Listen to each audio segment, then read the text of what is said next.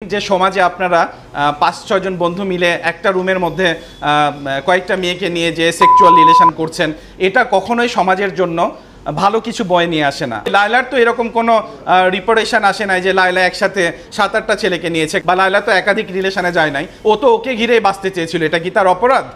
আপনার ভালো একটা ফ্রেন্ড ছিল মামুন, মামুনের কাছ থেকে আপনার মানে বর্তমানে যতটুকু দূরত্ব হয়েছে, আসলে কি কারণে দূরত্বটা হয়েছে একটু যদি আমাদের সাথে শেয়ার। আসলে ব্যক্তিগত জীবনে মামুনের সাথে আমার কোনো শত্রুতা নেই, অ্যান্ড পারিবারিক কোনো লেনদেন বা কোনো দ্বন্দ্ব নেই।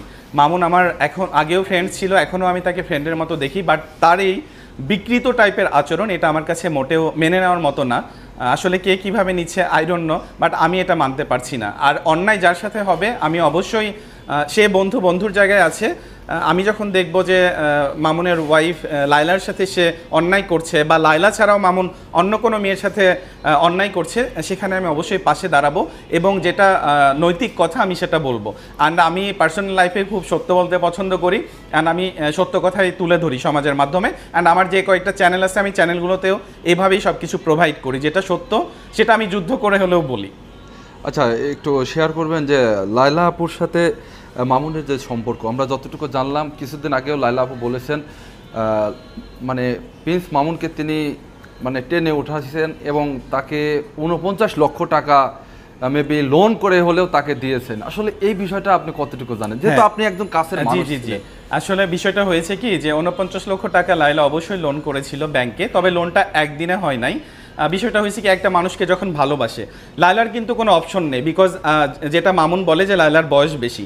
একটা মানুষের যখন বয়স বেশি হয় তখন তার কোনো অপশন থাকে না, তখন সে যাকে পেয়েছে তাকে ঘিরেই তার পৃথিবীটাকে সুন্দর করে সাজাইতে চায়। সেই জায়গাটা থেকে মামুন দেখা গেছে যে মামুন দেখা গেছে যে একের পর এক তার কাছে যে বাহানাগুলো ধরতো, যে আজকে আমার গাড়ি লাগবে, আজকে আমার বাইক লাগবে, অমুক দিন আমার এইটা লাগবে, আরেক দিন সেইটা লাগবে, এই চাহিদাগুলো মেটাতে গ্র্যাজুয়ালি ডে বাই ডে লায়লার যে টাকাগুলো ইনভেস্ট হয়েছে, এই টাকার পরিমাণ ৪৯ লাখ ছিল। অ্যান্ড লায়লা সত্যিই তার পক্ষে তার ফ্যামিলি মেনটেন করা, তার বেবিদেরকে মেনটেন করা, বাসার কাজের লোককে মেনটেন করা, অ্যান্ড লায়লার অসুস্থ মাকে মেনটেন করে মামুনের এগুলো করতে যে লায়লা লোনের শিকার হয়েছে বা এই পরিস্থিতিতে পড়েছে। আমরা যতটুকু লায়লাপুর কাছ থেকে শুনেছি, লায়লাপু বলেছে তার ফ্যামিলির বাবা মা থেকে শুরু করে মানে পর্যাপ্ত একটা সাপোর্ট দিয়েছে, কিন্তু মামুন অস্বীকার করে। যেহেতু আপনি তার কাছের একটা বন্ধু ছিলেন, মামুন যে অস্বীকার করে যে সে দেয় নাই, অ্যাজ এ আসলে কন্টেন্ট ক্রিয়েটার হিসেবে আপনি বলবেন যে কত টাকা আসলে আমাদের আর্নিং হয়, কন্টেন্ট ক্রিয়েটারদের কত টাকা আর্নিং হয় যে মামুনের মতো মানুষ সে BMW গাড়ি চালায়, আসলে একটু ক্লিয়ার করবেন আজকে। আসলে প্রথমত লায়লার সাথে যখন মামুনের সম্পর্কটা হয়েছিল, এটা একটা আপনি বাচ্চাকেও, অ্যান্ড আমার বাচ্চাও বলেছে যে এত ছোট মানুষ এই রকম একটা মানুষের সাথে রিলেশনের পেছনে কিছু একটা স্বার্থ থাকে। আর মামুন এই কাজগুলোই সমাজে প্রোভাইড করছে, সে টাকার জন্য এই টাইপের মানুষগুলোকে ঘায়েল করছে, অ্যান্ড টাকা হাতিয়ে নিয়ে তার জীবনের বিলাসবহুল জীবনযাপন করছে, অ্যান্ড পরবর্তীতে তাদেরকে বুড়ি ব্লেম দিয়ে তারা চলে যাচ্ছে। এটা হচ্ছে মামুনের একটা ইন্টেনশনালি, সে মানুষকে ঘায়েল করে এভাবেই টাকা হাতিয়ে নেওয়ার জন্য। এটা এখন আসলে আমার কাছে মনে হচ্ছে অ্যাজ এ কন্টেন্ট ক্রিয়েটর হিসেবে যদি বলেন, বাংলাদেশে কন্টেন্ট ক্রিয়েটরের অভাব নেই, বাট BMW-তেও চড়ে এরকম খুব কম সংখ্যক মানুষ আছে। যাই হোক, সে সেটা কীভাবে কিনেছে আমি এটা বলতে চাই না, তবে BMW কিনা কিন্তু চারটিখানি কথা না। আর এটা অবশ্যই লায়লার মতো হয়তো তার আরও অনেকের সাথে সম্পর্ক ছিল, তাদের কাছ থেকে টাকা হাতিয়ে নিয়ে সে BMW কিনেছে, এমনটাও হতে পারে। বা এমনও হতে পারে আঙ্গুল ফুলে সে এক রাতে কলা গাছ হয়েছে, বা সে কোনো আমি জানি না সে কোনো 2 নাম্বার বিজনেস করে কিনা। ভাই আমরা তো ফ্যামিলিগতভাবেই বড় লোক, আমরা তো কখনো BMW-তেও চড়তে পারি না। এখন ও চড়তে পেরেছে, এটা হয়তো ওর লাক ফেভার করেছে, সামহাও সে এই ধরনের টেকনিক্যাল কাজগুলো করেছে, লায়লার মতো বয়স্ক মহিলাকে প্রেমের ফাঁদে ফেলে সে টাকা হাতিয়ে নিছে, এটাও হতে পারে।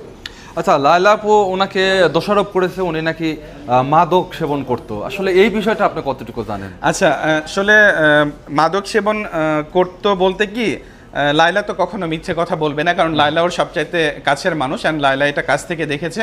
শুধু তাই না, মামুনের সারাউন্ডিংয়ে যে ফ্রেন্ডগুলো আছে তারাও এগুলোর সাথে ইনভলভ, অ্যান্ড কিছু ভিডিও আপনারা দেখেছেন যে একটা রুমে তারা কয়েকটা ফ্রেন্ড মিলে বেশ কিছু মেয়েদেরকে নিয়ে যে বিকৃত যৌনাচার যেটা করেছে, অ্যান্ড যে ছবিগুলো মিডিয়াতে এসছে, and personally say sexual relation অনেকের সাথে করতে পারে, এটা তার পার্সোনাল ম্যাটার, বাট সে যেভাবে করেছে এটাকে বিকৃত যৌনাচার বলে।